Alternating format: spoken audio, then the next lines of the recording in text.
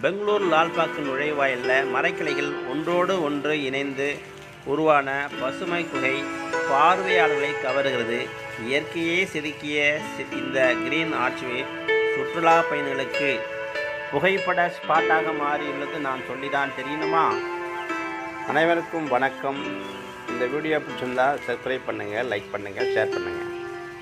தெரியாதவங்களுக்கு சொல்கிறேன், இது எங்கே உள்ளது தெரியுமா? பெங்களூர் லால்பாக்கு நுழைவாயிலே பாதையில் இருக்கு.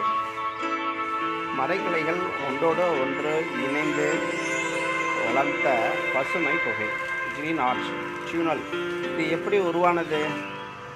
தோட்டக்காரர்கள் கிளைகளை வளர்ந்த பிறகு அதை வளைத்து கட்டி அந்த தலைப்பை அதை வழிநடத்தி பல வருடங்கள் கொண்டு பராமரிப்பில் உள்ளது.